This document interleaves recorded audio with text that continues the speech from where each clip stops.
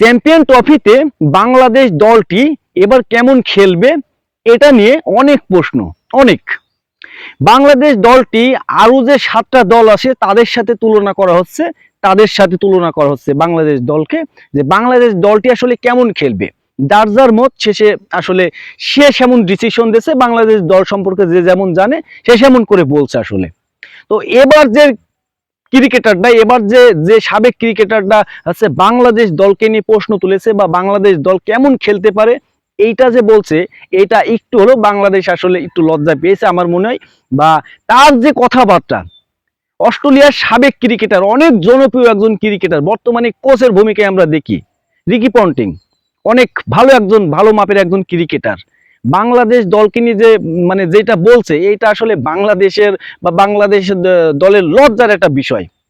সে এমন ভাবে বলছে, আইসিসির এক সাক্ষাৎকারে সে কথাটা বলছে যে বাংলাদেশ দল এবারে চ্যাম্পিয়ন ট্রফিতে সবচেয়ে নরমাল একটা দল।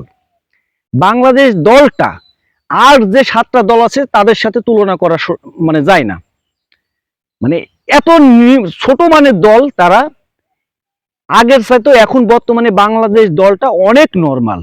কোয়ালিটিফুল প্লেয়ার, আসলে কোয়ালিটিফুল ক্রিকেটার নাই দলে, তার প্রশ্ন। আর আরো যেসব প্রশ্ন তুলেছে, বাংলাদেশ দল তাদের মাটিতেই শুধু ভালো খেলে, বিদেশের মাটিতে তারা সেই কোয়ালিটির দল না। তাদের মাটিতে তারা অনেক ভয়ঙ্কর হতে পারে, কিন্তু বাইরের দেশে বাংলাদেশ দলটা খুবই নরমাল, খুবই ছোট একটা দল। তার কথা আসলে, তার কথার সাথে আমি একটু হলেও একমত। বাইরের দেশে বাংলাদেশ দলটা ওইভাবে খেলা খেলতে পারে না।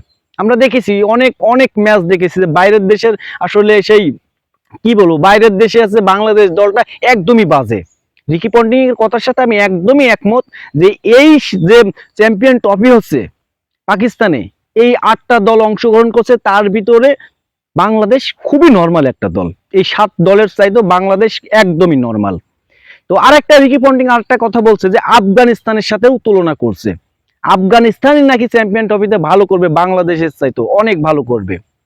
আসলে যে পরিস্থিতি, যে বাংলাদেশের দলের যে এখন পরিস্থিতি, আফগানিস্তান দলের সাথে খেলা হলে আফগানিস্তানের সাথে পারে না বাংলাদেশ। সেই অনুযায়ী কিন্তু লাস্ট 2 বছরে হিসাব করেন বাংলাদেশ খেলায় পারে না আফগানিস্তানের সাথে। তো সব মিলে কিন্তু রিকি পন্টিং এর কথায় আমি একমত যে এবারে চ্যাম্পিয়ন ট্রফিতে একদমই নরমাল দল বাংলাদেশ। এই দলটা আসলে অনেক ক্রিকেটারই এই দলের মুখোমুখি হয়েছে বা এই দলের কথাবার্তা বলেছে, সবাই কিন্তু একই কথা বলছে। রিকি পন্টিং একজন কোচ, খোঁজ খবর তো অবশ্যই রাখে। খোঁজ খবর না রাখলে তো সেই দলের কথা, আমি তো মনে করেন যে অস্ট্রেলিয়ার দলে এখন কি হচ্ছে আমি যদি খোঁজ খবর না রাখি তো আমি তো কিছুই বলতে পারবো না।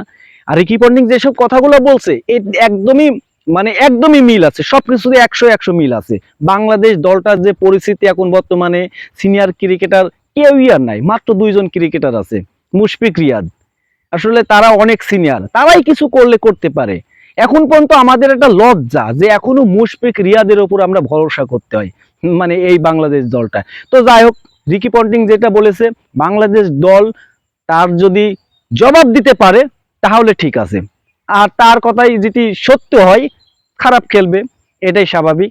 কিন্তু আমার মনে হয় বাংলাদেশ দলটার ওই মনোভাবটা খুবই কম, কিছু করতে হবে এই মনোভাবটা খুবই কম, একদমই কম। রিকি পন্টিং এর সাথে আমি একদমই একমত যে এই যেটা বলছে এটা একদমই 100% কারেক্ট। এবার যে 8 দল অংশগ্রহণ করবে তার ভিতরে বাংলাদেশ দলটা একদমই নরমাল।